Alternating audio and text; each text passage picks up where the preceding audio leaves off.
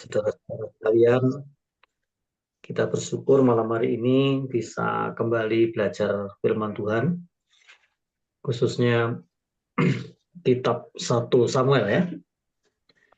Ya, mungkin agak rileks saja supaya tidak bersih tegang. Bersih tegang. Bu Joli bisa tampilkan ini ya. Screen itunya ya Pak ya, slide-nya bentar. Ya.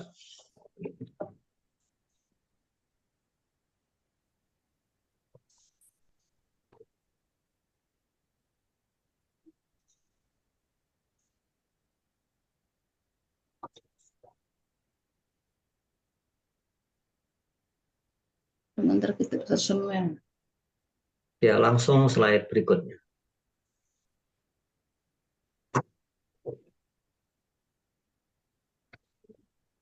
Oke. Saya mulai dengan latar belakang 1 Samuel.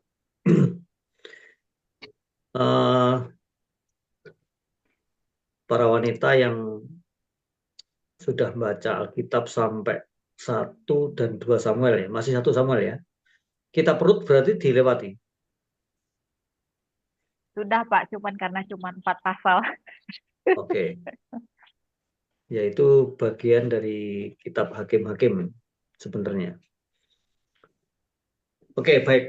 Saya mulai dari latar belakang kitab 1 Samuel di Perjanjian Lama. Dalam bahasa Ibrani, 1 dan 2 Samuel merupakan satu kitab. Jadi sebenarnya bukan 2 kitab ya, 1 kitab. Keduanya diberi nama menurut Nabi Samuel.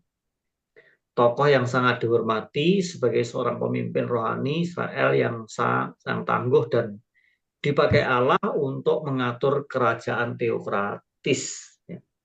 Mungkin saya jelaskan sedikit mengenai kerajaan teokratis ya.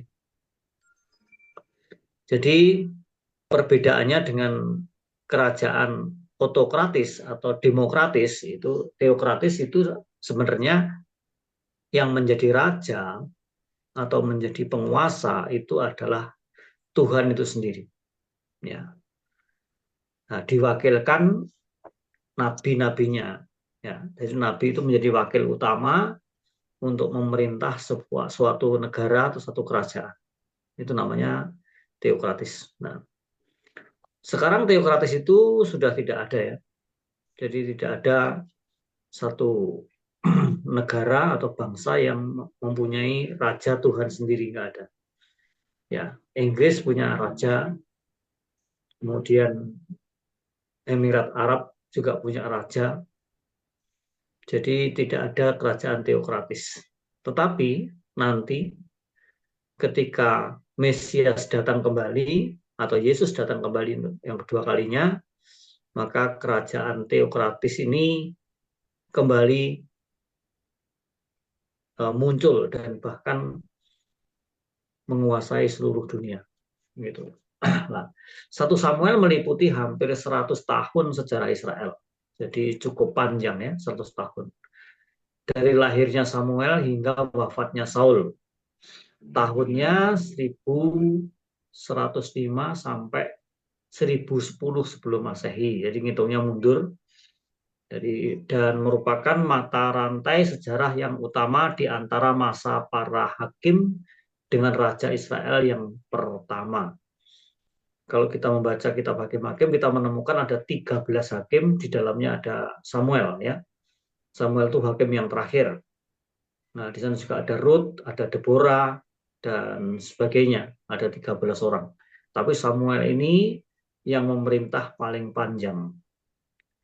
Oke, silahkan lanjutkan.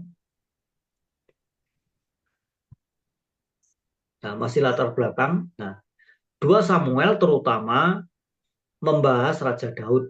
Sedangkan 1 Samuel meliputi 3 peralihan utama dalam kepemimpinan nasional. Dari Imam Eli ke Samuel. Dari Samuel ke Saul, dari Saul ke Daud. Nah, jadi ada semacam pendelegasian atau semacam peralihan kepemimpinan begitu ya. Dan ini merupakan kepemimpinan nasional di Israel. Itu jelas bahwa di seluruh kitab 1 Samuel mengisahkan tentang peralihan kepemimpinan ini. Lalu masalah penulisan mencakup 1 dan 2 Samuel sebagai satu karya tunggal. Ya, karena sebagian 1 Samuel dan seluruh 2 Samuel ditulis setelah kematiannya. Nya Samuel maksudnya ya. Samuel hanya menjadi salah satu penulis penyumbang. Kalau kita membandingkan di 1 Samuel 10 ayat 25 ya. Jadi tidak seluruh Samuel ini 1 dan 2 Samuel ditulis oleh Samuel, tidak. Ya. Karya terakhir ditulis oleh seorang sejarawan dan nabi yang terilham, gitu, maksudnya yang diilhami oleh Roh, ya, yang memakai beberapa sumber termasuk catatan Samuel. Ada di 2 Samuel 1 ayat 18, 1 Tawarikh 27 ayat 24, 1 Tawarikh 29 ayat 29. Identitas sejarawan ini terilham ini tidak kita kenal. Jadi penulis dari kitab Samuel ini bukan satu-satunya adalah Samuel, tetapi ada seorang yang tidak dikenal namanya. Identitasnya, nah ini oke, ini adalah bagian dari statistik penulis 1 Samuel. Statistiknya 31 pasal, 810 ayat, 25.061 kata. Penulisnya tidak diketahui. Tema kerajaan teokratis, kedudukan dan kuasa doa dalam kehidupan. Kita ingat ya, di sana ada kisah doa seorang mamahnya Samuel itu apa namanya? Hana. Ya usah hafal sekali ya. Hana itu berdoa dan Imam Eli itu benar-benar menyaksikan doa seorang Hana yang punya pergumulan berat, yaitu pergumulannya mandul ya, tidak punya anak. Tetapi rupanya Tuhan mendengar doa Hana itu, kemudian dia punya anak ya, dan anaknya itu dipersembahkan kepada Tuhan, didedikasikan menjadi seorang hamba Tuhan, dan itu adalah Samuel. Nah, jadi di dalam kitab 1 Samuel ini ada kisah yang menarik dalam kehidupan spiritualitas umat Allah, tetapi juga kerajaan yang dipimpin oleh seorang nabi, gitu ya. Sehingga sekali lagi bahwa kerajaannya berbentuk teokratis. Waktu penulisannya sekitar abad ke-10 sebelum Masehi. Ya, kata kuncinya kerajaan dan tempat penulisannya Kanaan. Ya, termasuk di dalamnya ada Rama, Mespa, Gibea, dan Filistin. Dan Kristus yang ada di dalam kitab Samuel ini, 1 Samuel ini, Yesus adalah nabi kita yang terpercaya. Nah, nanti kita akan dalami lebih lanjut dalam pengendapan perjanjian baru. Ya, ini hanya sebuah informasi. Lalu tujuan dari 1 Samuel menguraikan titik peralihan yang kritis dalam sejarah Israel dari kepemimpinan para hakim kepada pemerintahan seorang raja, seorang pemimpin yang lalim seperti pada segala bangsa-bangsa yang lain. Ya, itu terdapat di 1 Samuel 8 ayat 5, dan pola teokratis Allah dengan Allah sebagai raja mereka. Nah, kitab ini menunjukkan dengan jelas bahwa ketidaktaatan Saul dan pelanggarannya terhadap tuntutan-tuntutan teokratis jabatannya membuat Allah menolak dan menggantikannya sebagai raja. Ya. Jadi ada kisah di mana Saul itu disebut sebagai orang yang ditinggalkan oleh Roh, ya. Dan itu tidak ada di dalam perjanjian baru, karena orang yang sudah lahir baru dimeterai Roh Kudus itu tidak mungkin ditinggalkan Roh Kudus. Nah, jadi Roh Kudus itu nggak keluar masuk ya, itu doktrin perjanjian baru. Tetapi di dalam perjanjian lama, Roh Kudus hanya mengurapi orang-orang tertentu dalam rangka mengemban jabatan nabi, raja, dan imam. Dan Saul itu seorang raja yang diurapi sebetulnya, tetapi dia ditinggalkan oleh roh karena dia tidak memenuhi tuntutan-tuntutan kerajaan teokratis. Dia yang seharusnya tunduk kepada kepemimpinan Samuel sebagai nabi pendampingnya, tapi dia pernah melakukan kesalahan yang cukup fatal. Dia mengambil alih tugas yang seharusnya dilakukan oleh Samuel. Gitu ya. Kemudian tema kuncinya adalah doa dan pujian. Ini sebenarnya ada penjelasannya ya, doa dan pujian. Ini maksudnya apa? Kalau kita perhatikan, sebentar saya lihat ya. Nah, tema-tema kuncinya ini, doa dan pujian, kitab ini banyak menceritakan tentang doa dan pujian. Khususnya kita melihat bagaimana orang pilihan Allah mencari pimpinannya. Ya. Pimpinan Tuhan maksudnya. Ya. Sebelum mengambil keputusan-keputusan besar. Jadi ini juga menarik karena ini prinsip ini tetap berlaku di dalam perjanjian baru. Bahwa orang Kristen, ya para pengikut Kristus itu, doa dan pujian ini harusnya menjadi gaya hidup. Ya. Nah, kita tahu bahwa keputusan-keputusan penting di dalam kehidupan kita itu tidak bisa mengandalkan pikiran atau mengandalkan logika, tetapi harus bertanya kepada Tuhan. Itu bukti bahwa kita mempunyai kehidupan spiritualitas yang baik dan mempunyai relasi yang pasti dengan Bapa di surga. Itu sebabnya doa menjadi begitu penting. Itu Ibu-ibu sekalian. Lalu yang berikutnya adalah syarat-syarat pengabdian ya. Syarat pengabdian ini ada beberapa persyaratan pokok yang tidak boleh dilupakan. Jika kita ingin mengenal berkat atau ingin mengenal anugerah Tuhan dan berkat-berkat Tuhan, tentunya kita harus memiliki syarat-syarat pengabdian ini ya. Dalam arti orang yang mengabdi kepada Tuhan harus mempunyai syarat-syarat pengabdian itu sendiri. Kalau dalam perjanjian baru, orang yang mengabdi kepada Tuhan, khususnya para penatua, itu mempunyai syarat-syarat yang sangat jelas. Suami jadi satu istri, atau kalau sebaliknya ya istri jadi satu suami, kemudian disegani atau dihormati oleh anak-anaknya, kemudian menjadi pendamai, dan seterusnya. Itu syarat-syaratnya ada di 1 Timotius ya. Kemudian yang berikutnya adalah karunia roh.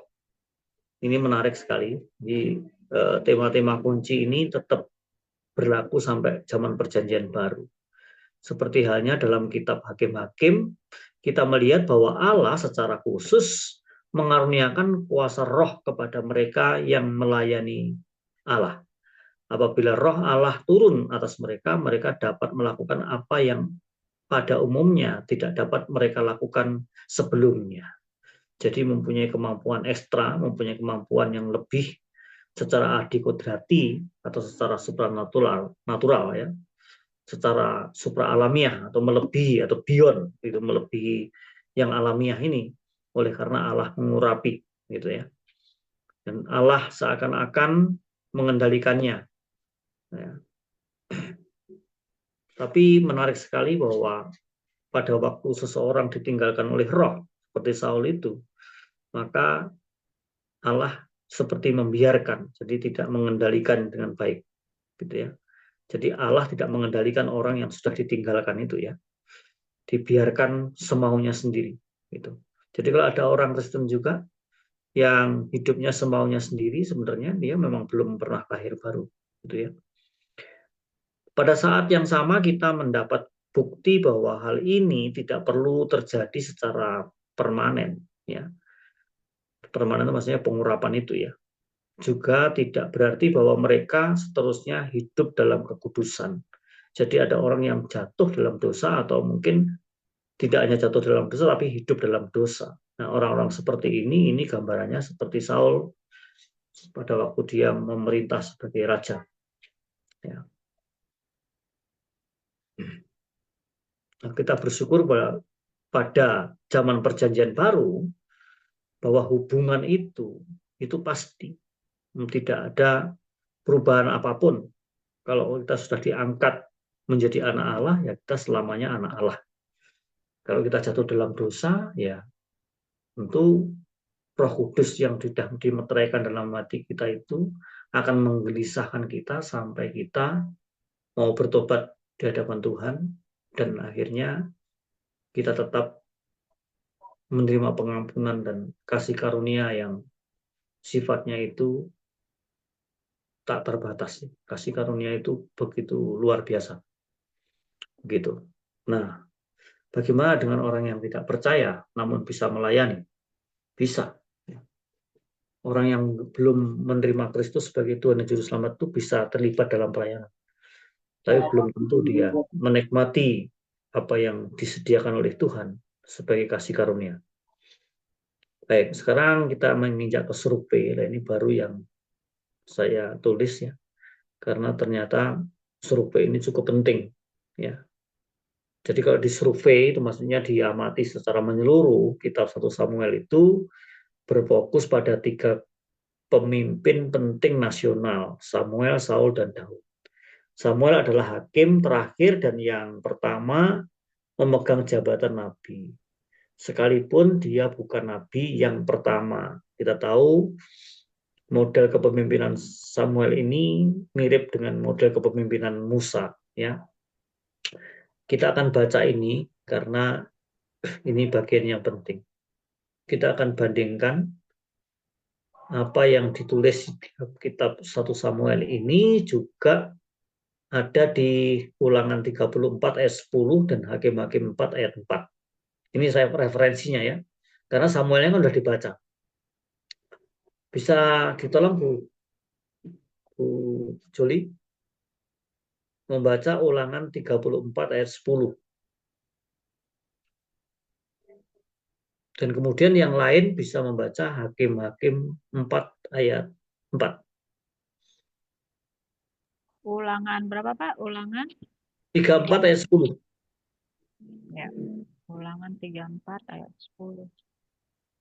Baik, Ulangan 34 ayat 10.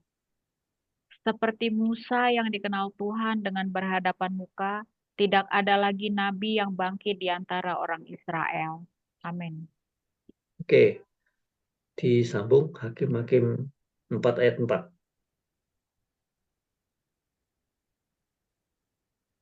Silakan Ibu-ibu yang sudah buka Hakim-Hakim, boleh disambung. Hakim-Hakim 4 ayat 4. Pada waktu itu Deborah, seorang Iya. nabiah, istri Lapidot, memerintah sebagai hakim atas orang Israel. Oke, jadi dari situ kita bisa mendapat pelajaran apa nih?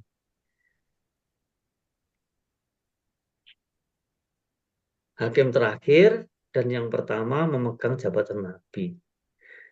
Sekalipun dia bukan nabi yang pertama.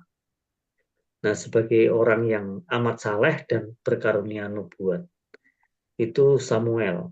Ya, sama dengan Musa juga bernubuat tentang apa yang bakal terjadi dan itu digenapi di dalam perjanjian baru. Nanti kita akan lihat penggenapannya dalam perjanjian baru. Jadi pelajarannya adalah saleh dan berkarunia nubuat. Saleh ini berkaitan dengan ibadah, kalau karunia itu berkaitan dengan bagaimana membangun komunitas atau membangun suatu bangsa, atau kalau kita sekarang membangun jemaat gitu ya. Karunia nubuat ini. Itu bisa dilihat penjelasannya di 1 Korintus pasal 14 ya. Karunia nubuat. Lalu berikutnya Saul menjadi raja pertama Israel karena bangsa itu menuntut seorang raja seperti pada bangsa-bangsa lain. Jadi sebenarnya Tuhan tidak menghendaki demikian. Ya, supaya Israel tetap menjadi kerajaan yang bersifat teokratis gitu. Tetapi bangsa Israel menuntut supaya ada seorang raja, supaya diangkat ya. Coba kita baca pasal 8 ya. 1 Samuel 8. Ayat 5 dan 20. Silakan. 1 Samuel 8 ayat 5, dan berkata kepadanya, engkau sudah tua dan anak-anakmu tidak hidup seperti engkau. Maka angkatlah sekarang seorang raja atas kami untuk memerintah kami seperti pada segala bangsa-bangsa lain. Ayat 20, maka kami pun akan sama seperti segala bangsa-bangsa lain.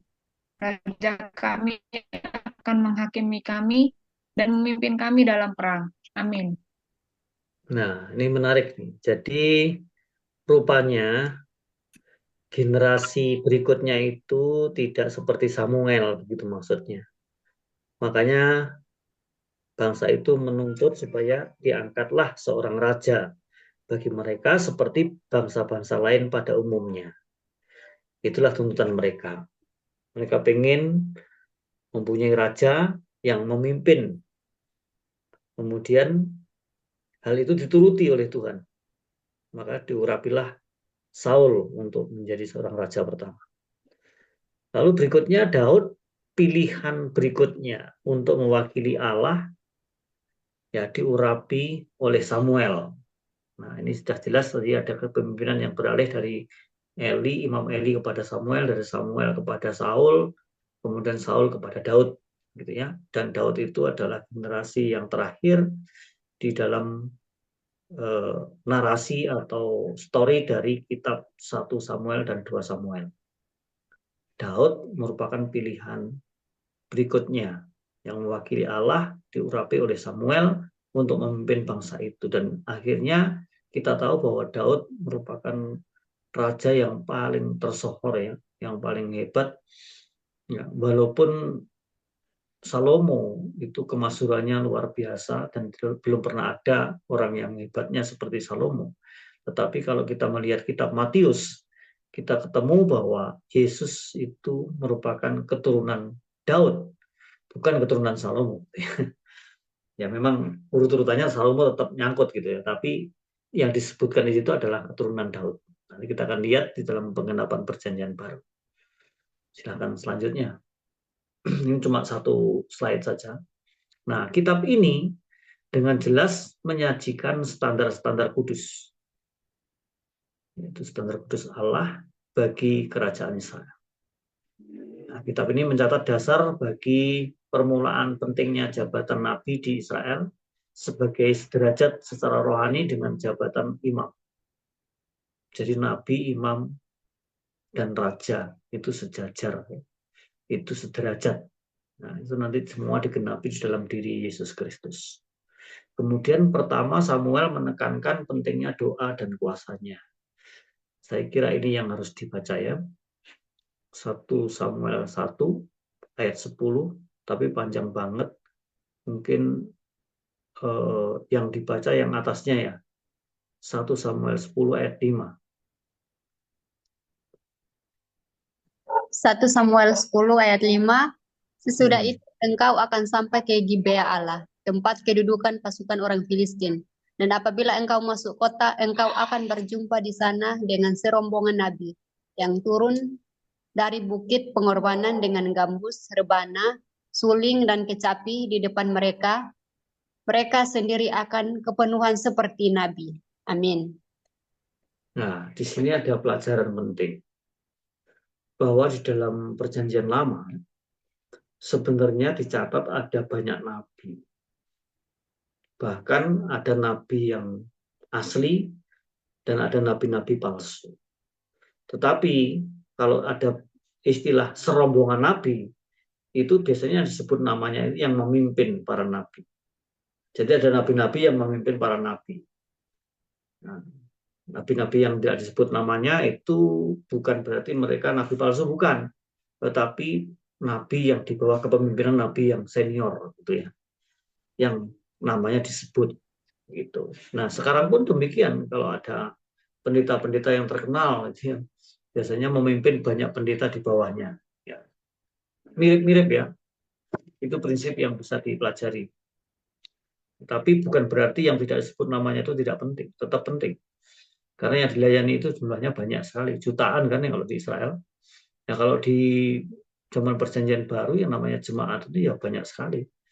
Ya, bahkan terus dikembangkan melalui pelaksanaan amanat agung, yaitu memenangkan jiwa dan memuridkan mereka yang sudah dimenangkan tersebut. Gitu. Sebenarnya prinsipnya sama. Oke, slide berikutnya. Silakan. Ini masih ciri-ciri khasnya ya. Kitab ini berisi informasi biografis. Biografis itu berarti cerita seseorang atau perjalanan hidup seseorang yang dicatat secara rinci, secara kronologis, dan juga sistematis. Itu namanya biografis. Nah, yang kaya dan wawasan mengenai 3 pemimpin penting di Israel, Samuel, Saul, dan Daud. Kemudian, ini bukan kitab ya. Kitab jadi sunat nanti pengertiannya, ini salah ketik. Kitab ini penuh dengan kisah-kisah Alkitab yang terkenal. Misalnya Allah berbicara kepada Samuel muda. Ini sampai berapa kali Allah menyebut atau memanggil nama Samuel. Awalnya Samuel nggak ngerti, kemudian dia tanya kepada pengasuhnya, seorang imam yang bernama Eli. Kemudian pertanyaannya, apakah Bapak memanggil saya? Maksudnya Imam Eli. Ternyata tidak. Kemudian Samuel kembali tidur, lalu Tuhan memanggilnya lagi, kemudian tanya lagi kepada Eli, dan akhirnya Eli menyarankan supaya pada waktu dia dipanggil, dia menjawab, merespon. Dan ternyata itu adalah panggilan Tuhan. Ini kita kenal ada satu prinsip bahwa Tuhan juga bisa berbicara secara audible. Tetapi di dalam perjanjian baru, audible ini sangat jarang terjadi. Kalau terjadi betul-betul sesuatu yang sangat khusus dan bersifat sangat penting. Dan pentingnya bukan hanya untuk kepentingan pribadi, tapi untuk kepentingan sekelompok umat, ya, atau kepentingan suatu bangsa.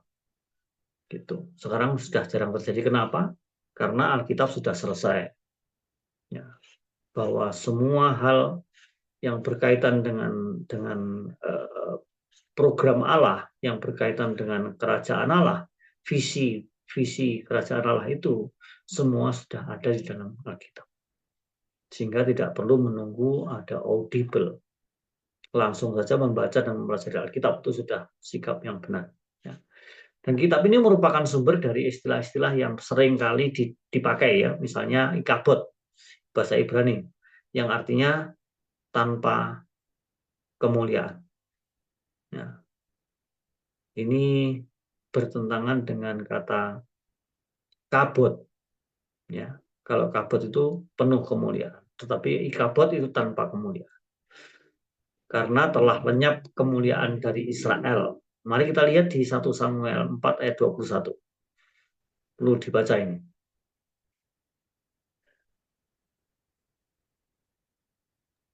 1 Samuel 4 ayat 21, yang Ya. menamakan anak itu Ikabod.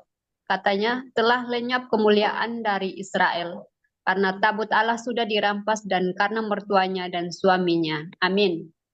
Amin. Nah, kemudian ada lagi istilah yang lain yaitu Ebenezer, yang artinya batu pertolongan. Jadi kalau kita ditolong oleh Tuhan, kita bisa menyebut dengan istilah Ibrani Ebenezer, nah, gitu ya.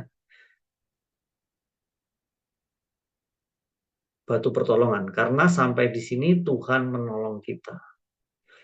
Nah, ini untuk memberikan penghiburan bagi mereka yang stres bahkan depresi ya. Kita baca 1 Samuel 7 ayat 12. Silakan Bu. 1 Samuel 7 ayat 12, kemudian Samuel mengambil sebuah batu dan mendirikannya antara Mispa dan Yesena. Ia menamainya Ebenezer. Katanya, sampai di sini Tuhan menolong kita. Amin.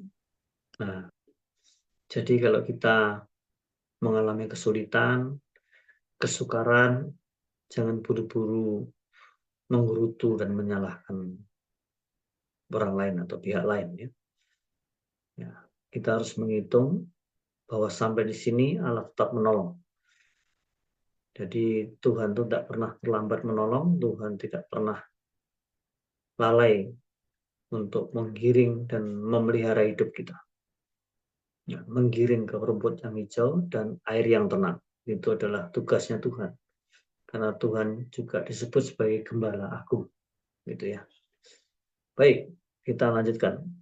Sekarang garis besarnya itu ada tiga saja sebetulnya. Nah, walaupun kalau dijelaskan itu panjang kali lebar ya, tetapi garis besarnya di sini ada 3 nama yang disebutkan. Yang pertama Samuel, yaitu seorang nabi yang menjadi pemimpin Israel. Itu kita bisa lihat di pasal 1 Samuel 1 ayat 1 sampai pasal 8 ayat 22. Kemudian Saul, raja pertama Israel, itu kita bisa lihat kisahnya. Ini merupakan biografisnya ya. 1 Samuel 9 ayat 1 sampai pasal 15 ayat 35. Lalu Daud, ya, ini penantian orang yang diurapi. Ya, Daud ini kenapa disebut penantian orang diurapi? Karena Daud ini yang sebenarnya tidak masuk kriteria dalam pandangan manusia, ya, secara politis, secara perawakan, secara ini tidak memenuhi syarat, ya. Tetapi di sana kita mengenal istilah yang sangat penting. Allah tidak melihat perawakan, tapi melihat hati. Nah, rupanya Daud ini mempunyai sikap hati yang lentur, sikap hati yang mudah untuk mengaku salah dan juga bertobat. Di samping itu, dia orang yang mempunyai usaha keras ya. Ya, kalau dia diberi tanggung jawab itu dia melaksanakannya dengan sebaik mungkin. Dia bahkan kita bisa menyebut dengan excellent servant gitu ya. Daud ini orang yang melayani dengan segenap hati, dengan kesungguhan, tidak pernah lalai. Bahkan ketika dia dipercayakan untuk mengembalakan beberapa ekor domba, dia melakukannya dengan sangat tanggung jawab, sehingga pada waktu ada beruang, ada binatang buas yang menyerang domba-domba itu, maka dia akan melindungi domba-domba itu. Nah, itulah sebabnya nanti kita tahu bahwa dalam cerita selanjutnya, Daud disebut seorang gembala, raja tapi juga gembala. Nah, itu Ibu sekalian.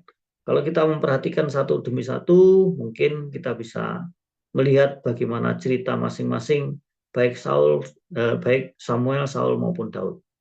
Masing-masing punya karakteristik yang berbeda, tetapi menurut saya tiga-tiganya diurapi oleh Tuhan.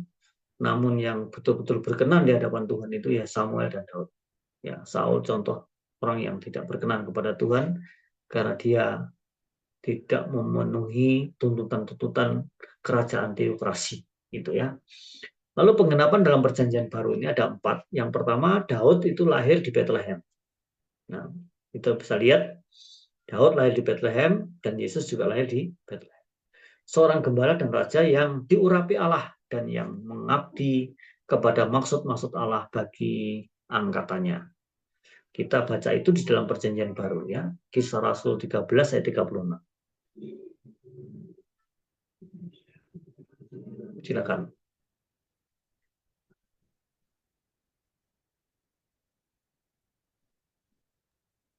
Kisah Para Rasul 13 ayat 36. Sebab Daud melakukan kehendak Allah pada zamannya, lalu ia mengangkat dan dibaringkan di samping nenek moyangnya, dan ia memang diserahkan kepada kebinasaan. Amin. Bisa melihat itu hubungannya? Nah, di sini Daud menjadi lambang utama perjanjian lama dan pendahulu Raja Mesias Israel. Apakah kisah Rasul tadi menyambung apa enggak? Coba perhatikan sekali lagi.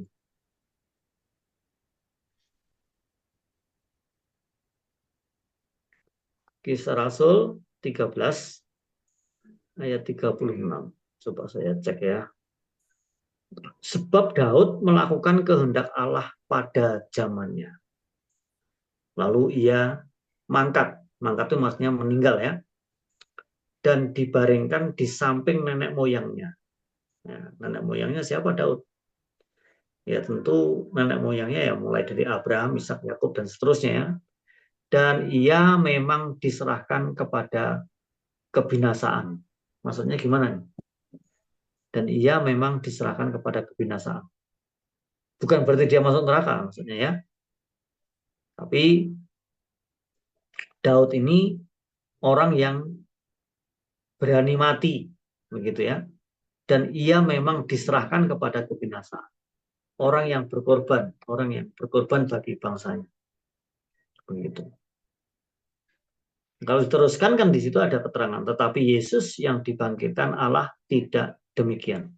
Jadi Yesus tidak sama dengan nenek moyangnya, ya, yang diserahkan kepada kebinasaan. Tapi Yesus adalah mengalahkan kebinasaan itu maksudnya.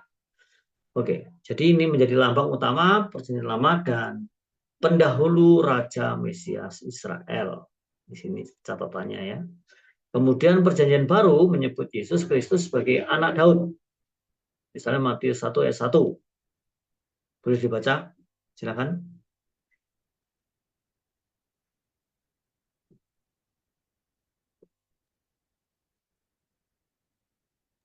Kita Injil Matius 1 ayat 1. Silsilah Yesus Kristus. Inilah silsilah Yesus Kristus, anak Daud, anak Abraham. Nah, anak Daud, anak Abraham. Ini seperti lompatan pikiran ya kalau kita perhatikan. Memang Daud itu anak Abraham, bukan gitu ya. Tetapi nenek moyangnya adalah Abraham. Dan di situ jelas bahwa Yesus disebut sebagai anak Daud. Ini sebenarnya untuk menunjukkan suatu nubuatan bahwa Yesus itu adalah seorang Mesias. Ya, keturunan Daud itu Mesias. Gitu. Mesias itu berbicara tentang 3 jabatan penting ya, yaitu raja, imam, dan nabi. Itu Mesias, itu melekat pada diri Mesias itu. Dan tidak ada seorang pun yang bisa memenuhi syarat memegang 3 jabatan tadi. Hanya Yesus Kristus yang memenuhi syarat sebagai anak Daud. Yaitu dia disebut raja, dia disebut nabi, dia juga disebut imam. Begitu. Kemudian masih yang tadi, maaf, masih belum selesai yang. Nah, kemudian disebut keturunan Daud itu tadi sejak 1 ayat sudah, sekarang keturunan Daud di Roma 1 ayat 3. Silakan dibaca dulu.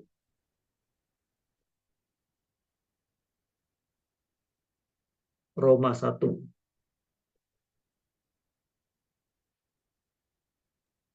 Roma 1 ayat 3 tentang anaknya yang secara jasmani berasal dari keturunan Daud. Ya, disebut keturunan Daud. Kemudian satu lagi, dan tunas, yaitu keturunan Daud. Wahyu 22 ayat 16. Nah, ini nubuatannya luar biasa sampai melompat ke Wahyu ya. Silakan dibaca. Wahyu 22 ayat 16. Wahyu pasal 22 ayat 16. Aku, Yesus, telah mengutus malaikatku untuk memberi kesaksian tentang semuanya ini kepadamu bagi jemaat-jemaat. Aku adalah tunas, yaitu keturunan Daud, bintang timur yang gilang gemilang. Amin. Nah, jelas ya. Jadi ada istilah anak Daud, keturunan Daud, lalu tunas. Yang tunas Daud itu juga maksudnya adalah keturunan Daud. Kenapa sih Daud menjadi begitu penting?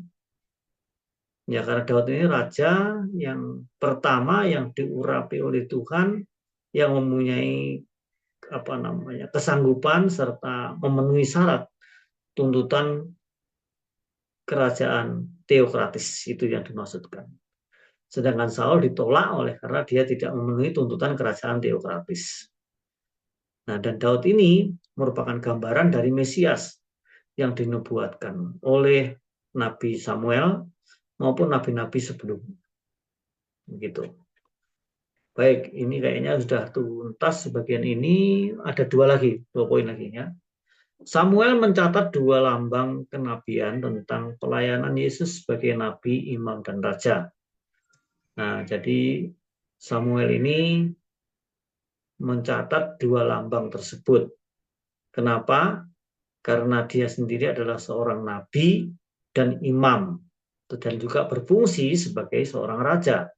Tetapi dia tidak memenuhi syarat sebagai nabi, imam, dan raja yang memerintah untuk seterusnya. Tidak, ini hanya gambaran saja di dalam diri Samuel. Dan di situ kita lihat ada 3 tokoh yang disebutkan, yaitu Saul, Daud, dan Samuel itu sendiri. Jadi kita tahu bahwa penggenapan dalam perjanjian baru, apa yang digambarkan oleh Samuel, oleh Saul, oleh Daud, itu ada di dalam diri Yesus Kristus. Namun kita tahu bahwa Saul itu mempunyai pengecualian karena dia tidak memenuhi syarat sebagai seorang raja yang berdedikasi terhadap kerajaan teokratis, begitu ya. Nanti kita akan diskusikan lebih lanjut. Ini yang terakhir, bagian terakhir, sebagai nabi dan imam yang menjadi akil utama Allah kepada Israel, Samuel melambangkan pelayanan Yesus sebagai nabi dan imam yang menjadi wakil terutama Allah kepada Israel. Nah, yang menarik untuk didiskusikan, kenapa sih Israel sampai hari ini belum menerima Yesus sebagai Mesias mereka? Bahkan mereka masih menunggu Mesias yang lain. Nah, kenapa gitu? Ya karena mereka itu memang bangsa tegar tengkuk ya. Kalau mereka sudah punya gagasan, iya susah untuk diubah. Gitu.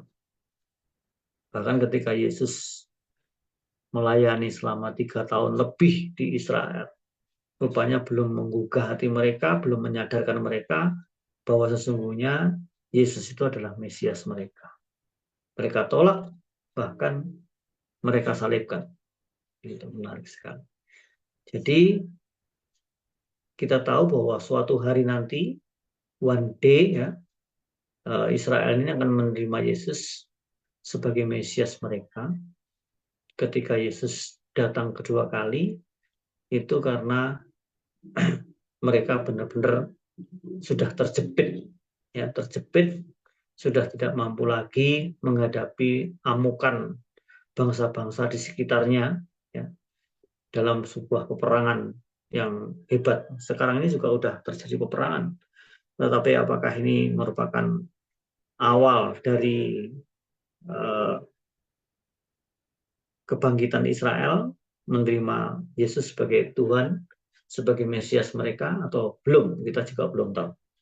Tetapi yang jelas suatu hari nanti Israel itu akan benar-benar kewalahan menghadapi bangsa-bangsa lain yang membenci mereka, dan bangsa-bangsa lain itu merupakan representasi dari kuasa kegelapan yang yang merasuki mereka, sehingga seperti sekarang contohnya yang sering disebut itu adalah Raja Iran. Iran itu berarti kalau secara lokasi kita bisa lihat ternyata itu adalah Persia atau Media Persia, begitu.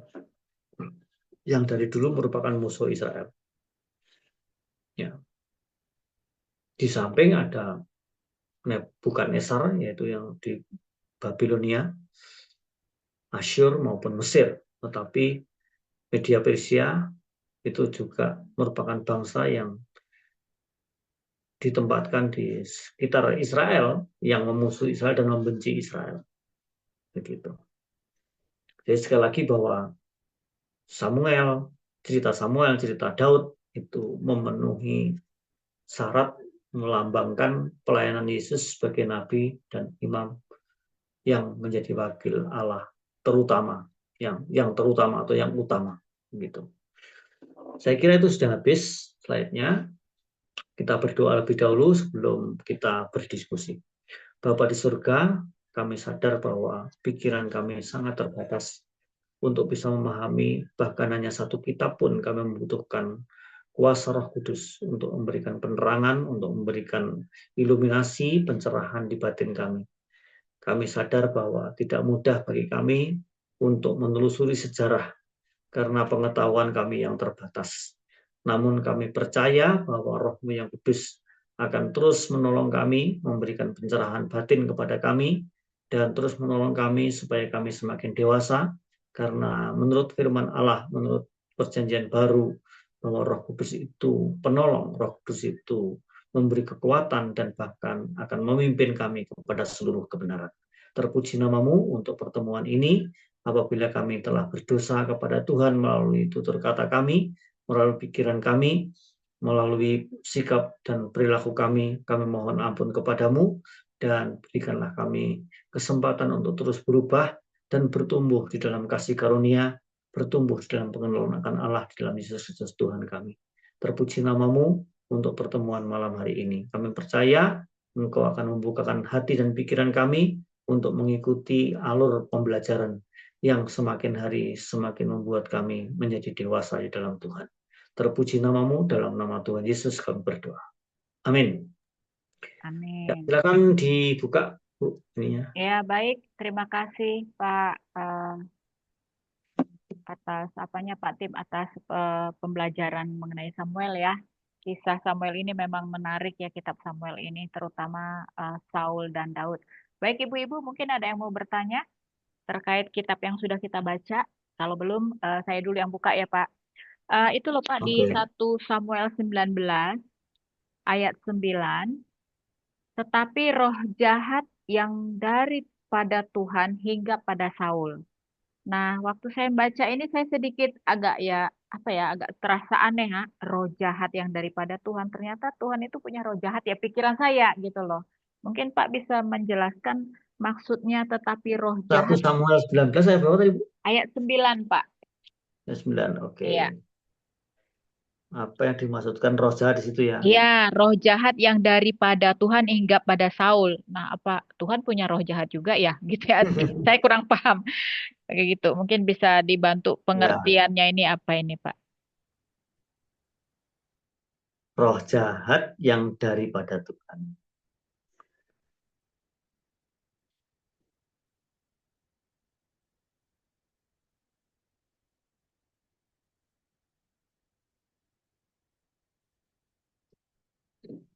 Oke, baik. Nah, di sini memang frase roh jahat yang daripada Tuhan itu selalu menimbulkan pertanyaan, apakah Tuhan punya roh jahat gitu kan ya? Begitu ya. Ini rupanya merujuk pada sebuah situasi di mana Tuhan mengizinkan atau mengirimkan roh yang menyebabkan Saul, mengirimkan roh yang menyebabkan Saul mengalami gangguan mental atau emosional. Ya kan? Ini bukan berarti bahwa Tuhan itu jahat, tetapi lebih pada bahwa Tuhan mengizinkan roh tersebut datang sebagai bentuk hukuman atau konsekuensi dari ketidaktaatan Saul kepada Tuhan. Nah, bahkan ini bukan seperti yang terjadi pada Ayub ya. Kalau Ayub kan Tuhan mengizinkan iblis, mengizinkan setan untuk mengacaukan kehidupan Ayub. Tapi Tuhan sudah memagari, jangan jamah nyawanya, itu adalah haknya Tuhan, bukan haknya iblis gitu ya. Itu wilayah lindungan Tuhan begitu. Nah, ini yang terjadi, ini justru seperti pada waktu Yesus dibawa ke padang gurun dulu. Yang membawa siapa? Roh Kudus kan? Yang membawa Roh Kudus. Untuk apa? Yang Matius 4 dulu. Ceritanya seperti itu. Dibawa oleh Roh Kudus setelah puasa 40 hari, dibawa ke padang gurun untuk dicobai. Yang membawa Roh Kudus. Tetapi yang mencobai siapa? Iblis. Nah, gambarannya seperti itu. Jadi Saul ini Tuhan tuh mengizinkan. Ya tentunya Tuhan di dalam manifestasinya sebagai roh di situ ya kan. Ya, membiarkan Saul untuk dicobai atau dihancurkan oleh dihukum, tapi melalui roh jahat. Begitu. Bukan berarti Tuhan itu punya roh jahat atau sumber roh jahat, bukan. Roh jahatnya tentunya iblis gitu. Artinya Tuhan mengizinkan iblis untuk mengacaukan hidupnya Saul, tapi sebagai hukuman bukan sebagai ujian ya. Gitu. Nah, setelah Saul memberontak melawan Tuhan dengan tidak mentaati perintahnya, Tuhan menarik rohnya dan dari Saul. Nah, kalau kita lihat di pasal 16 ayat 14, coba Ibu baca dulu. Ini menarik ini soalnya. Ya. Ini 1 nanti Samuel kita nggak ketemu di dalam perjanjian baru yang seperti ini. Samuel 16 ayat berapa, Pak? Oh, ayat Ayat 14 14. ya. Tetapi roh Tuhan telah mundur daripada Saul dan sekarang ia Hmm. diganggu oleh roh jahat yang daripada Tuhan. Nah, 2 kali. Nah, yang daripada Tuhan artinya Tuhan mengizinkan. Bukan roh Tuhan sumber roh jahat, bukan. Gitu. Bahkan di dalam Alkitab itu terjadi beberapa kali ya. Ayub, lalu Yesus. Nah, kalau Saul ini bukan untuk diuji, tetapi untuk dihukum. Dan yang dipakai untuk menghukum itu roh jahat. Nah, bahkan secara natural, Tuhan seringkali menghukum bangsa Israel melalui bangsa yang lebih jahat. Betul? Pada waktu mereka memberontak pada Tuhan. Nah, itu bukan berarti Tuhan itu sumber dari kejahatan, tetapi orang-orang jahat itu diizinkan oleh Tuhan untuk menghancurkan Israel sebagai hukuman. Ini sama seperti itu, secara pribadi, individu, Saul itu diserang oleh roh jahat. Begitu.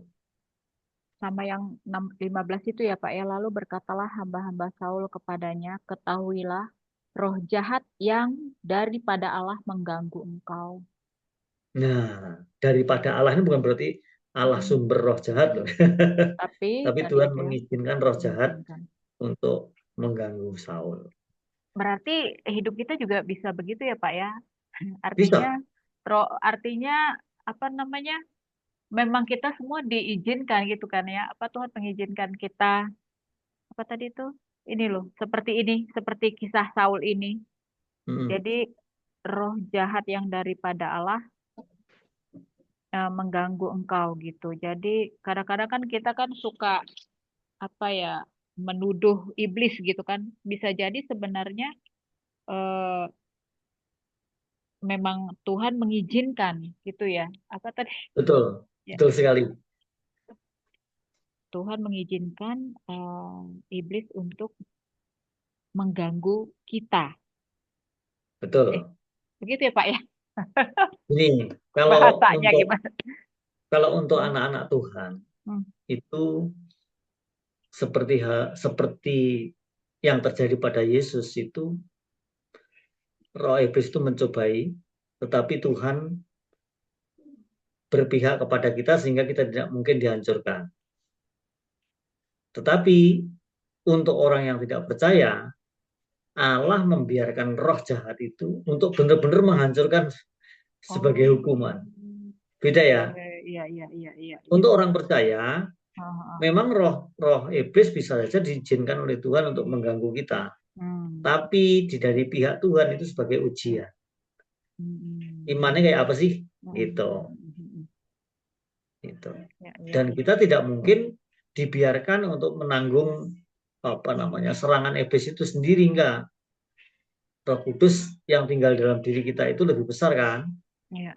Itu menyebabkan kita akan mengalami hidup berkemenangan. Walaupun kita pada waktu diuji itu rasanya juga pengen mati aja gitu.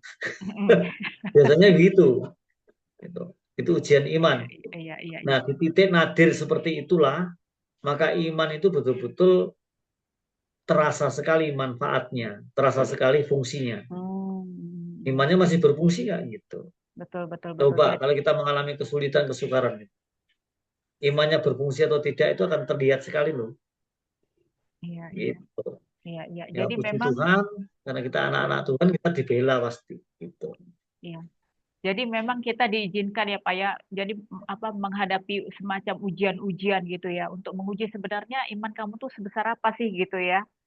Ya, Apakah ya kan? Jadi ya benar betul. juga sih. Iya, iya, iya. Benar. Oke. Dan satu lagi Pak, bentar nih. Di 1 Samuel 15 tuh itu yang dan Tuhan menyesal karena dia menjadikan Saul raja atas Israel. Nah, saya menggarisbawahi menyesal. Jadi Tuhan itu bisa juga menyesal ya Pak ya. Artinya punya satu menyesal itu kan semacam kayak perasaan gitu ya. Ya, Menyesali ini diri. Nah, memang istilah yang sangat sulit untuk dicerna oleh pikiran kita. hmm, Karena menyesalnya kita, itu dengan menyesalnya Tuhan sangat berbeda. hmm, Kalau manusia menyesal itu karena kita tidak tahu apa yang bakal terjadi, tapi kalau Tuhan kan sudah tahu apa yang bakal terjadi.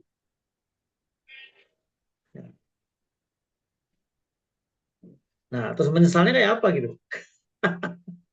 ya. Beda, nggak bisa diselami dengan pikiran yang terbatas ini. Aku menyesal menciptakan manusia, itu kita kejadian pasal 6 kan? Hmm, Nah, menyesalnya Tuhan itu didasarkan pada kemahatauan Tuhan ya. hmm, Sementara yang menyesalnya kita nggak tahu loh apa yang bakal terjadi. Nah, pada waktu terjadi, aduh menyesal, seandainya saya nggak melakukan ini, pasti ini tidak terjadi. Itu kan kita. hmm, Tapi apakah Tuhan, seandainya saya nggak menciptakan manusia, ini nggak bakal terjadi apa begitu? Enggak, nggak begitu. Itu hanya menurut saya peminjaman istilah, ya, pembahasaan manusia lah itu. hmm, Karena apa yang harus istilah apa yang harus dikemukakan oleh nabi-nabi para penulis, khususnya Musa. Musa juga nggak bisa memilih diksi atau kata-kata yang tepat ini menyesalnya Tuhan itu bagaimana gitu. Nggak bisa. Akhirnya hanya diterjemahkan ya menyesal. Seolah-olah menyesalnya sama dengan manusia. Tentunya beda gitu ya. Ya seperti tadi itu, roh jahat yang daripada Tuhan. hmm. Bukan berarti Tuhan sumber kejahatan. Kejahatan. Ya, bukan. Hmm, Tapi ini adalah instrumen ilahi untuk mendisiplinkan atau untuk menghajar Saul. Gitu kan. hmm, Nah, Tuhan itu juga bisa menggunakan atau memakai instrumen kuasa kegelapan, kuasa jahat untuk menimbulkan kesukaran dalam hidup kita. Untuk menimbulkan penderitaan dalam hidup kita. Tetapi di sana Tuhan sudah menaruh rohnya hmm, untuk kita kuat menanggung itu, ya kan? hmm. Sehingga kita bisa berkata seperti Paulus, aku dapat menanggung segala perkara oleh karena kekuatan Kristus yang diberikan kepadaku. Ya kan? Gitu. Ya, baik. Terima kasih Pak ya untuk penjelasannya sangat jelas. Baik, ibu-ibu lain, nah, mungkin ada yang mau bertanya? Silakan. Silakan Bu Neti, Bu Ya, Mensi. Shalom Pak Wahyudi, terima kasih Halo. penjajarannya, makasih Bu Juliet. Ya. Pak, saya diingatkan pada waktu tadi Ibu Julia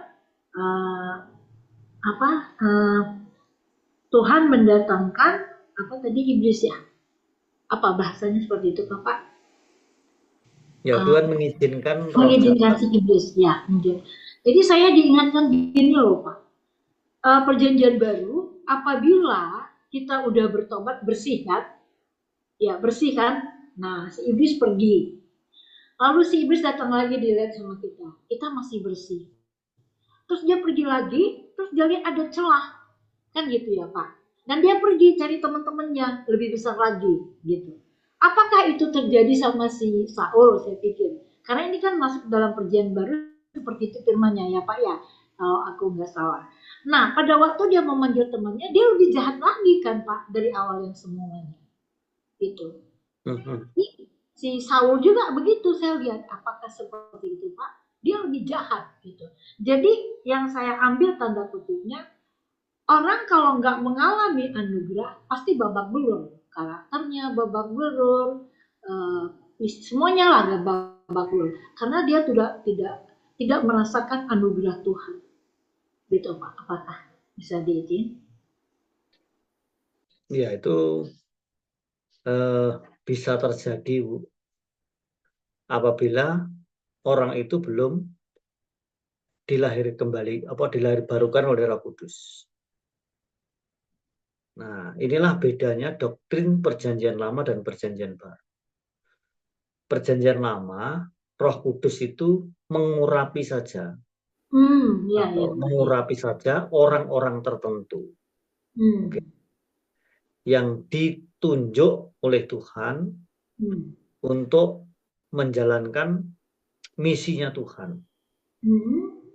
Ya, contohnya ya urapan nabi, urapan raja, urapan imam. Itu orang-orang tertentu, nggak semua ya. Tetapi dalam Perjanjian Baru ada istilah baru, ya, yang tidak ada di dalam Perjanjian Lama, yaitu metre Roh Kudus. Metre itu menjadi jaminan bagian kita. Ibu mungkin bisa tolong baca Efesus pasal 1 ayat 13 dan 14. Efesus pasal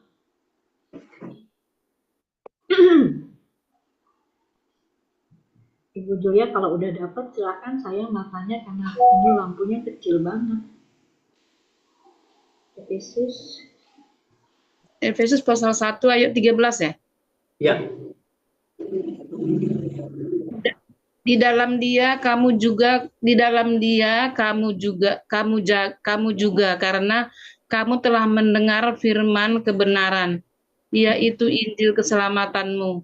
Di dalam dia kamu juga, ketika kamu percaya, dimeteraikan dengan Roh Kudus yang dijanjikannya itu. Amin. Ya, dan ayat 14-nya, Bu.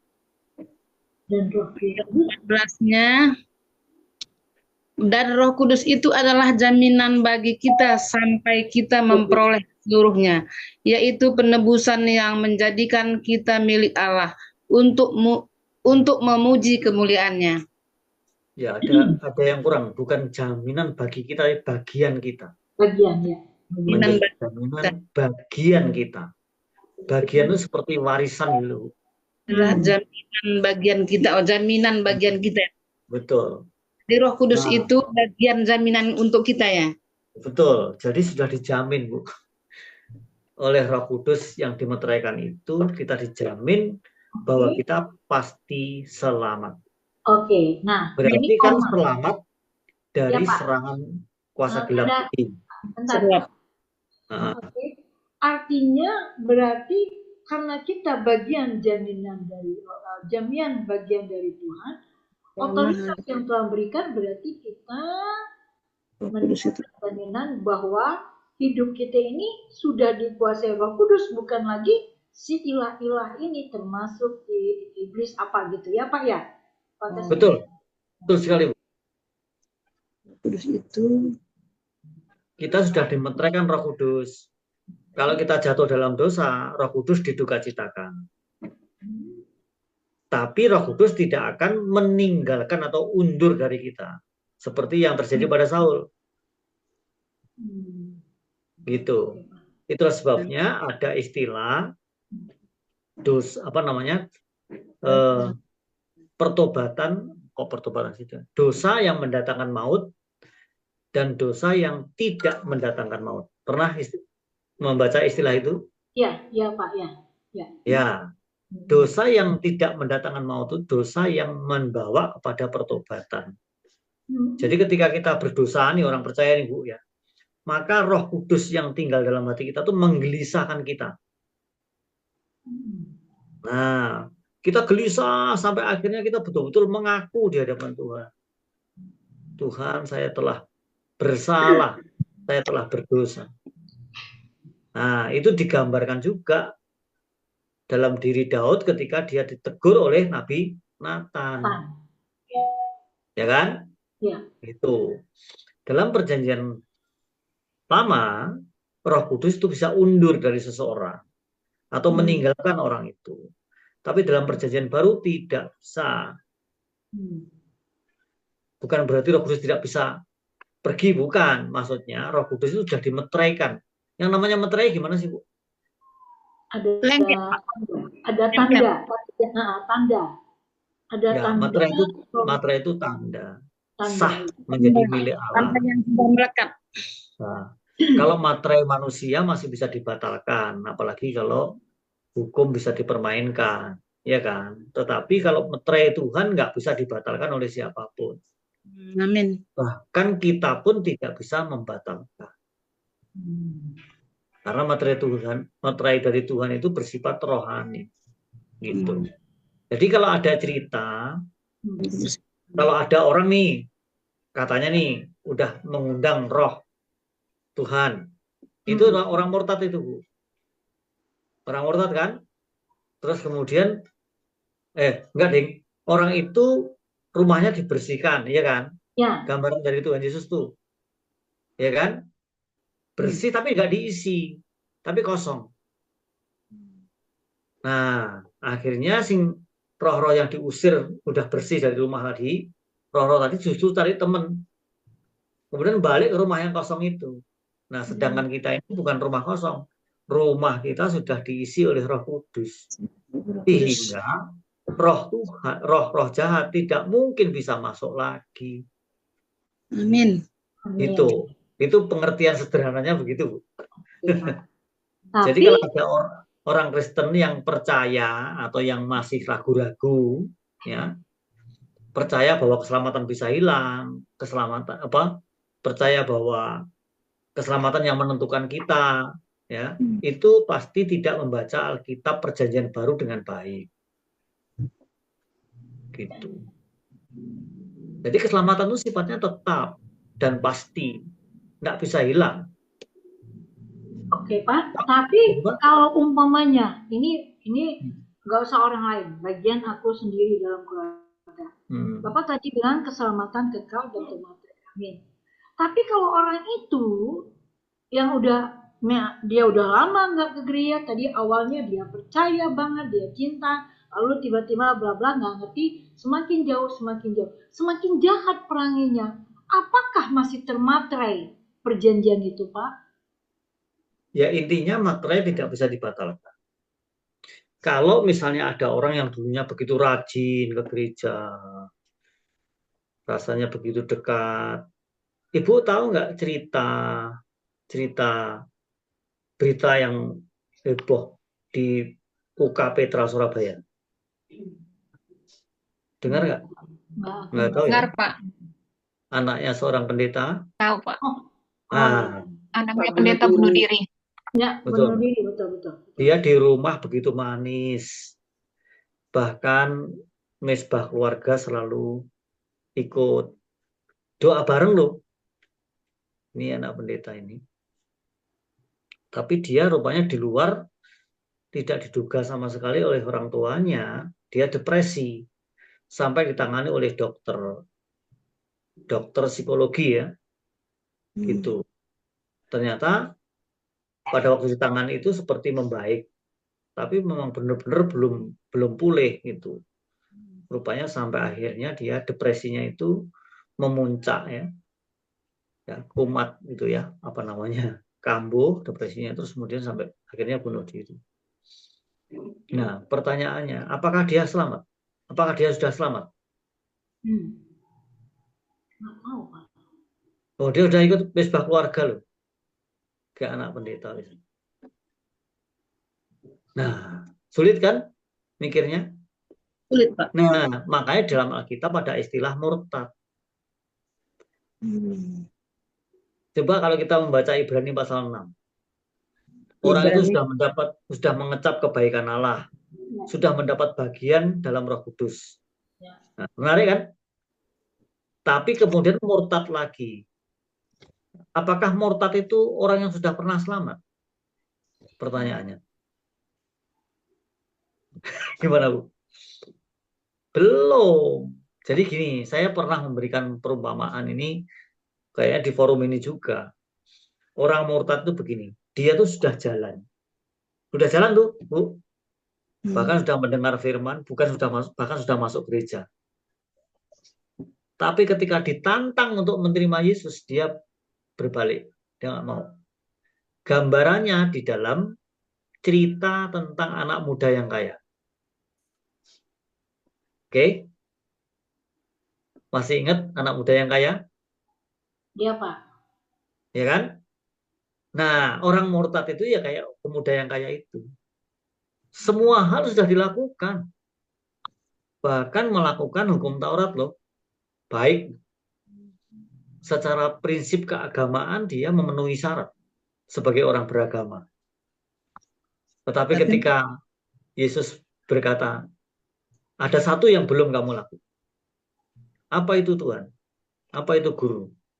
Jualah seluruh milikmu dan ikutlah aku. Sanggup nggak dia? Nggak sanggup. Dia langsung berbalik, langsung dadah Tuhan, goodbye. Jadi orang murtad itu seperti anak muda yang kaya itu. Karena kekayaan telah menjadi jerat baginya. Kekayaan itu telah menjadi Tuhan baginya. Makanya Tuhan berkata, jangan menyembah Tuhan dan menyembah Mamon. Jadi Mamon itu bagi orang kaya tadi, pemuda kaya tadi itu menjadi Tuhan dalam dirinya.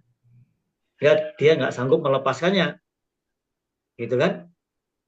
Coba kita semua fasilitas, semua hal tinggalkan. Jangan hiraukan, abaikan semua. Ikutlah aku. Mau nggak kira-kira? Diuji aja diri sendiri. Kira-kira kalau seandainya Tuhan mau begitu gimana? Semua yang kita punya harus diberikan kepada orang lain, dijual, dan kita ikut Tuhan. Mau nggak kira-kira? Ini gampang yang ngomong, kita uji lah diri kita. Nah, orang yang seperti pemuda kaya itu artinya belum pernah lahir baru. Itu gambaran murtad dalam perjanjian baru. Itu. Kalau murtad dalam perjanjian lama ya Saul itu. Roh Tuhan undur daripadanya. Dalam perjanjian baru tidak. Gambaran lagi. Sekarang anak bungsu yang bertobat. Sekarang saya tanya. Secara sosial dan ekonomi, dia sudah meminta warisan kepada orang tuanya, kepada bapak. Kalau dia meninggalkan bapaknya. Saya mau tanya, apakah si bungsu itu pernah menjadi bekas anak atau mantan anak? Halo? Tidak pernah. Apakah bapaknya pernah menjadi mantan bapak? Tidak. Tidak pernah. Iya kan? Lalu apa yang terjadi pada si bungsu itu? Ya toh, dia gelisah. Itu yang menggelisahkan adalah Roh Kudus. Akhirnya dia balik kepada bapaknya. Saya bahkan tidak layak lagi disebut anak. Ya kan? Dia menyadari bahwa dirinya itu berdosa, telah durhaka pada orang tua. Nih, orang yang sudah lahir baru, kalaupun mengalami kesukaran-kesulitan yang luar biasa, dan dia jauh daripada Tuhan, maka Tuhan itu akan meraih kembali. Dia punya kesadaran karena rohnya itu semacam sinyal gitu ya. Semacam sinyal dia akan kembali kepada Bapaknya. Akan mencari sumber sinyal itu Bapaknya. Gitu. Jadi kayak gini loh Bu. Kita punya HP itu terhubung dengan apa Bu? Server gitu ya. Kayak gitu. Jadi tidak akan pernah bisa hilang. Nggak pernah bisa hilang, Pak. Walaupun dia udah menjauh dari Tuhan. Ya, tapi firman Tuhan ada bilang seperti ini, Pak. Gadis yang bodoh sama gadis yang bijak. Yang bodoh ini tidak ada kesempatan untuk Tuhan datang, dia udah nggak ada kesempatan. Nah, itu dia. Ya, itu gambaran dari gereja. Gereja itu kan seperti lalang dan gandum. Yang gandum itu orang-orang yang dipilih untuk diselamatkan. Yang ilalang itu orang-orang yang tidak dipilih walaupun ada dalam gereja. Gitu. Bener nggak Bu? Kan begitu pengertiannya. Nah, bersyukurlah karena kita ini disebut gandum-gandum atau domba-domba, bukan kambing, bukan lalang. Gitu. Nanti akan dibedakan. Wah, Apa sekarang dibedakan, ini? berarti waktu dibedakan sekarang inilah Pak, sama-sama bertumbuh, sama-sama Ya, berjalan, kan gitu ya Pak? sekarang sudah beda sebetulnya. Kita sudah bisa lihat Oh, itu. oh iya Pak. Tetapi ketika malaikat bertanya, saya cabutin lalang-lalang. Tuhan mengatakan, ojo, jangan. Dilarang oleh Tuhan. Tunggu masa penuaian. Oke? Ya. Pada waktu masa penuaian itu, malaikatnya membawa sabit. Lalu yang gandum dikumpulkan tersendiri, yang lalang dikumpulkan sendiri, kemudian dibakar. Itu gambaran orang-orang di gereja yang tidak lahir baru, alias tidak mengenal Yesus. Dan itu kita ingat ada Matius 7, aku tidak mengenal engkau. Makanya jangan heran kalau dalam dunia pelayanan, dalam dunia gerejawi, Iya Pak. Ya. ada orang-orang yang jahat, bahkan lebih jahat daripada dunia. Tapi mereka ada dalam komunitas kita. Benar nggak kira-kira? Nah, ada Pak, ada. nah Banyak. itu sebenarnya kita tahu itu ilalang. Tapi kita kan nggak boleh menghakimi. Iya Pak. Ya. Biar buahnya aja yang kelihatan. Kita hanya bisa melihat buahnya tuh. Gitu. Ya itu berarti tugas kita para pendoa ya Pak ya, supaya roh Allah yang berkuasa pribadi lepas pribadi. Karena ini kan di putaran terakhir Pak. Kenapa enggak ya Pak ya? Pertanyaan saya gini, apakah ilalang itu bisa berubah jadi gandum? Ya enggak lah Pak. Enggak bisa. Apakah kambing bisa berubah jadi domba? Ya enggak lah Pak. Nah, itulah. Kalaupun bisa berubah itu ya hanya Tuhan yang bisa mengubah. Ya, keilahian Tuhan ya Pak. Kita nggak bisa. Kita nggak bisa. Mujizat ya Pak. Mujizat. Pembalikan pemulihan. Coba begini, pernah nggak kita dalam pelayanan, kita tuh rasanya ya sudah mendoakan dia, sudah menginjili dia, sudah, aduh pokoknya habis-habisan deh pokoknya, tetean lah pokoknya. Ya, benar. Orang itu nggak bertobat-bertobat. Benar. Pernah Pak. Itu bukti kan. Makanya itu bukti empiris Bu, bahwa memang orang-orang yang tidak dipilih untuk diselamatkan. Aduh, kasihan banget Pak. Ya memang. Terus kita protes sama Tuhan, oh Tuhan tidak adil gitu. Oh, kita harus baca Roma pasal berapa? Pasal 9. Oh, jadi orang yang tidak terpilih, Pak? Iya, ada Bu, orang nggak terpilih. Coba kalau Ibu baca pasal Roma pasal 9, nanti ngerti ini. Nah, Tuhan Kak itu Neti, ya. Maaf Pak, kenapa mesti heran orang yang nggak terpilih, hamba Tuhan aja banyak yang ditolak Tuhan? Betul. Kenapa mesti heran? Sedangkan gitu. hamba Tuhan banyak yang bakal disebut pembuat kejahatan, nggak dikenal Tuhan. Bukan gitu deh, Clara. Kan saudara-saudara kita yang saudara-saudara ini tuh kan aku kan ngotot, Tuhan satu orang bertobat sisi rumah selamat loh Tuhan. Kan itu firman Tuhan. Lalu saya deklarasikan, tidak ada satupun firman Tuhan yang terlewati. Semua genap tuntas. Dengan otoritas Tuhan, saya rebut tubuh jiwa rohnya, pertobatan terjadi. Nah kan, itu kan deklarasikan firman Tuhan. Jadi Bapak bilang tadi ada orang yang tidak berubah. Wow, kasihan banget Tuhan. Jadi gini loh Bu, kita tuh tidak diberitahu oleh Tuhan siapa yang dipilih dan siapa yang tidak dipilih. Yang Tuhan perintahkan adalah beritakanlah Injil kepada semua makhluk, kepada semua bangsa, ya kan? Karena kita itu ibarat orang yang menabur, benar nggak?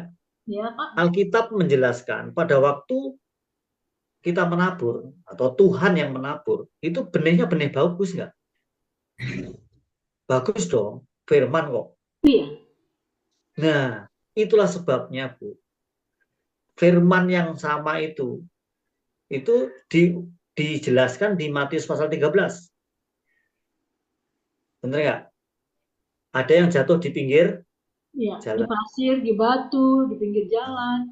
Di tanah berbatu-batu sama semak belukar, ya kan? Semak belukar, ya. 3 ini gambaran orang yang nggak lahir baru, Bu. Tapi ditaburi firman nggak?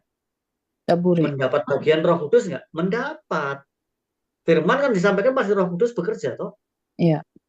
Nah, tapi kenapa tidak bisa bertumbuh? Alasannya apa? Tanah berbatu-batu itu apa? Ada pengertiannya tuh. Ayat 23 nanti. Kemudian tanah yang di pinggir jalan itu apa? Itu adalah kondisi hati manusia yang tidak lahir baru. Yang lahir baru cuma satu, yaitu tanah yang baik. Nah, clear kan?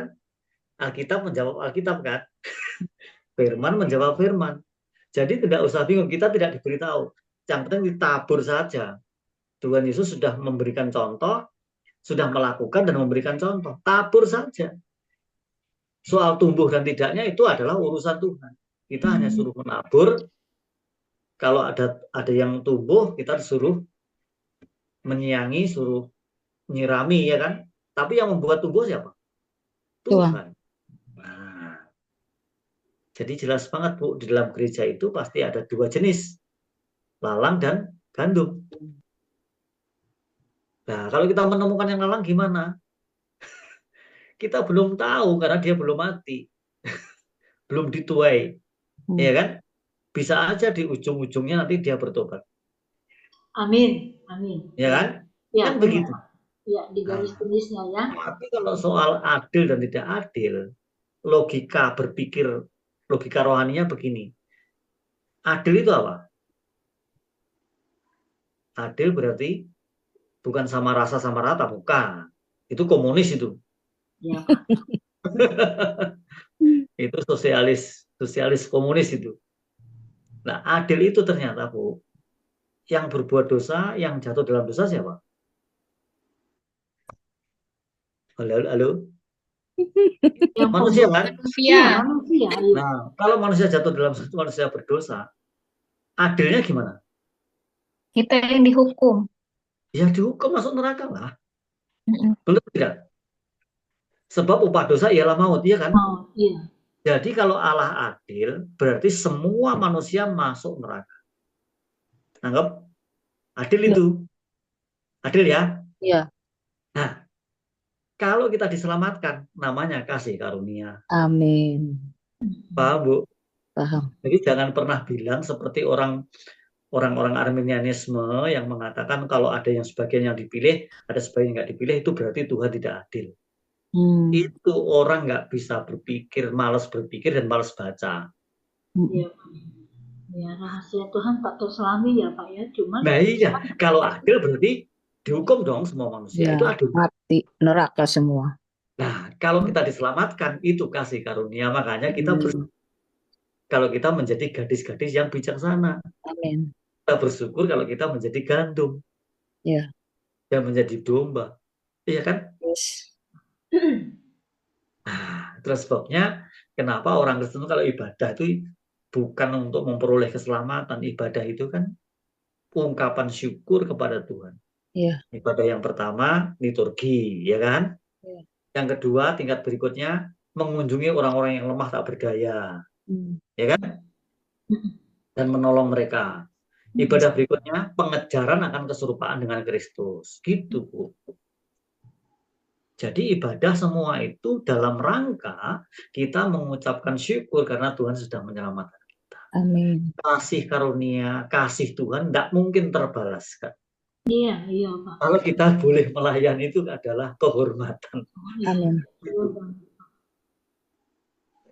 Itu adalah privilege dari Tuhan. Kok kita boleh ya melayani. Kita itu kan bukan orang baik. Kita semua kan orang kacau, orang berdosa. Tapi kan semua kami yang di sini partisipan ini ada 21 ya Pak ya. Paling tidak pasti rindulah keluarga yang saudara sedaging itu merindukan pertobatan. Seperti kami mengalami perjumpaan dengan Tuhan. Kan gitu ya ibu-ibu? Iya betul. Nah itu dia. Jadi yang itu pertanyaan saya begitu Pak. Nah Tuhan saya berdoa begini. Ini tadi saya dapat hikmat tadi pagi Pak. Ini nggak apa-apa Ibu Julia? Ya. Sebentar ya. Juli.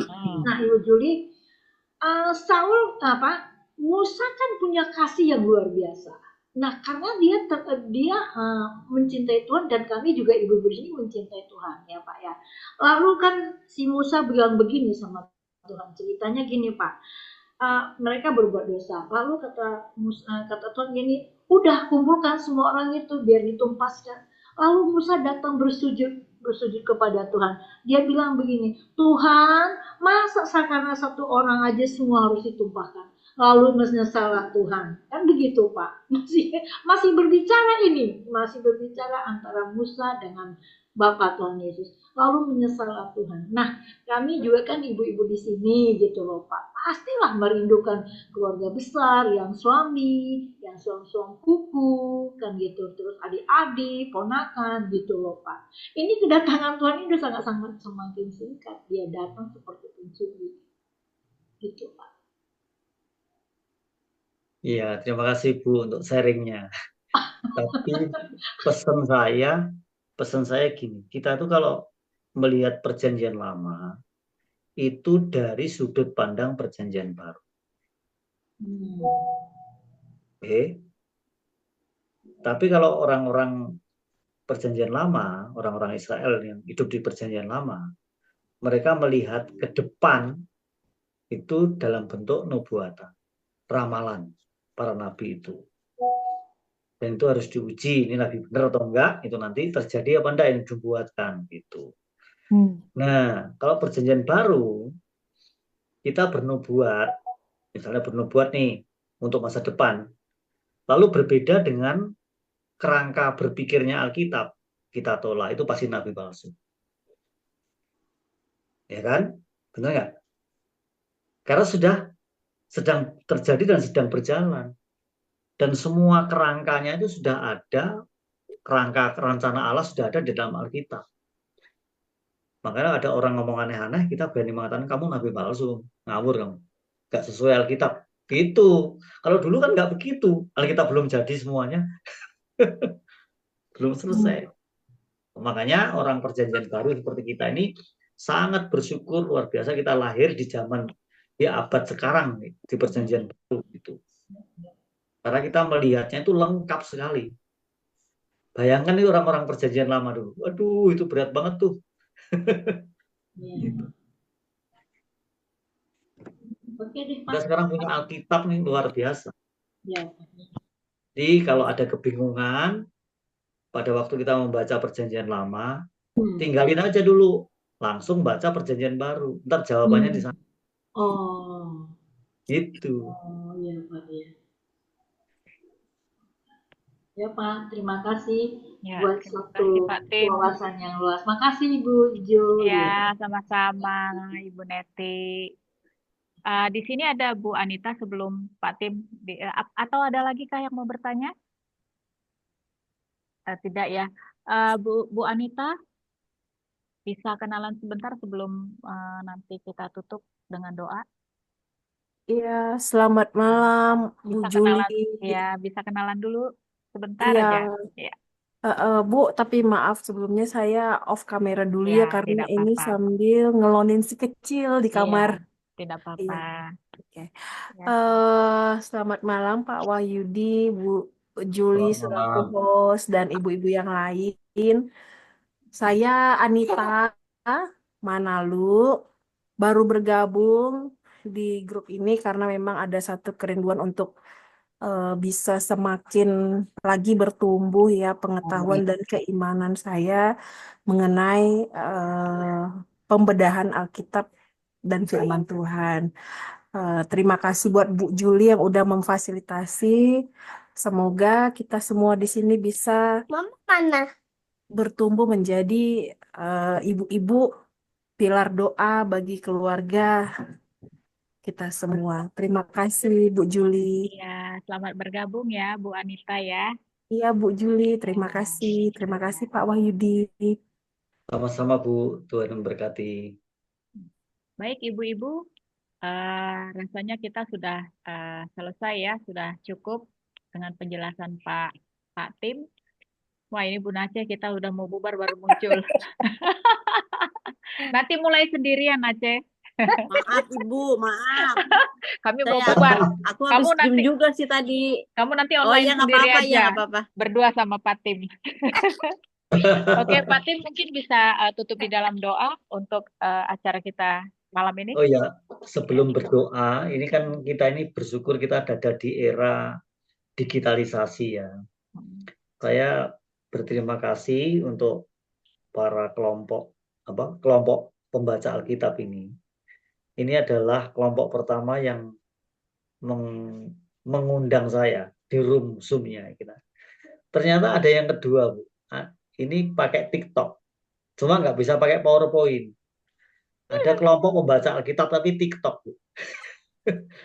Itu saya mengusulkan supaya seminggu sekali.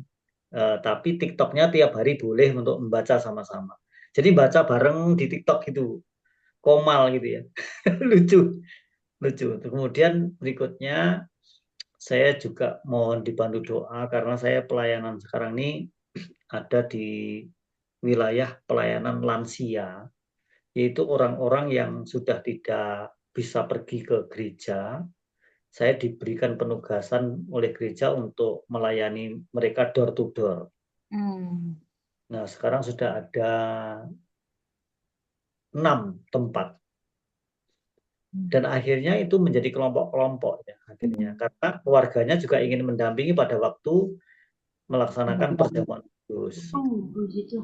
Nah, kemudian saya selalu concern dan fokus kepada pelayanan pemuritan.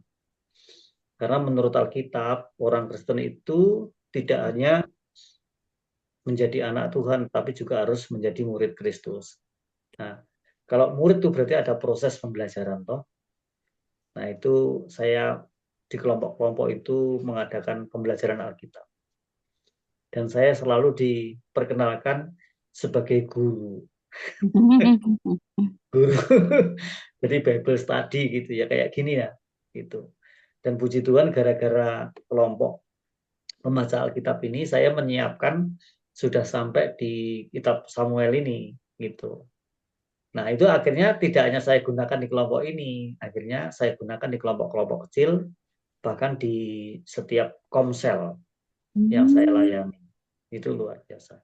Memang saya tidak sering mendapat kesempatan di mimbar gereja, tetapi kelompok pemuritannya jalan terus. Nah, didoakan supaya semakin banyak orang diselamatkan dan dimurid, ya, diselamatkan dan dimuridkan. Itu doa.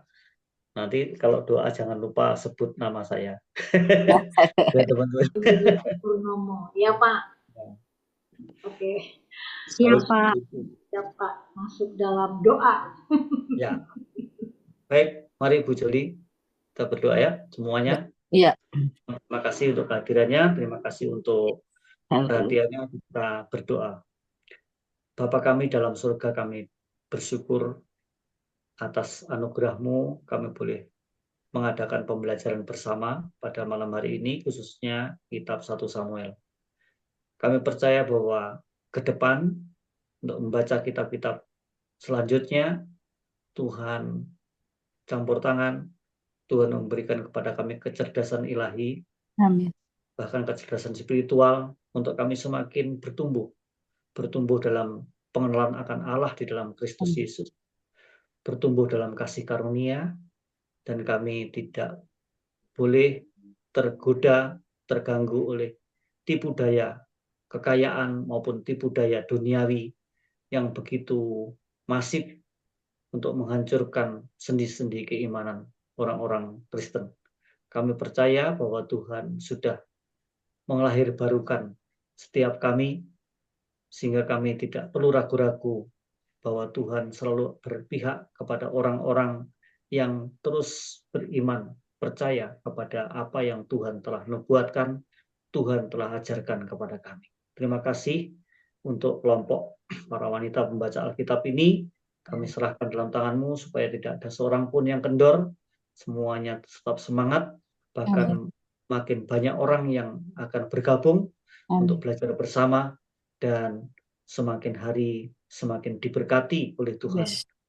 Kami berdoa untuk keluarga kami masing-masing, supaya juga mereka merupakan orang-orang yang menjadi keluarga Allah, bukan saja keluarga secara biologis, tetapi juga keluarga teologis, di mana kami boleh menjadi keluarga Allah yang terus bertumbuh bersama-sama dalam naungan, perlindungan, dan serta pimpinan Roh-Mu yang kudus. Terima kasih untuk masing-masing kami juga bergereja supaya Tuhan memberikan kepada kami hikmat untuk kami terus membangun relasi dengan para pemimpin-pemimpin rohani, orang-orang yang bersama-sama dengan kami. Kami berdoa supaya di gereja kami masing-masing semakin banyak gandum yang ada di dalamnya. Amin. Dan semakin sedikit lalang-ilalang yang ada di dalamnya.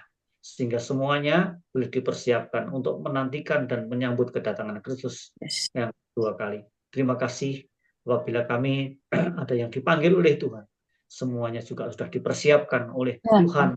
Melalui pembelajaran firman Tuhan ini kami semakin dewasa dalam Kristus dan disempurnakan di dalam Tuhan. Terima kasih, terpuji nama-Mu, kekal selama-lamanya. Kami serahkan doa ini, harapan kami semuanya kepada-Mu ya Tuhan. Dalam nama Kristus Yesus kami berdoa dan bersyukur. Haleluya. Amin. Amin.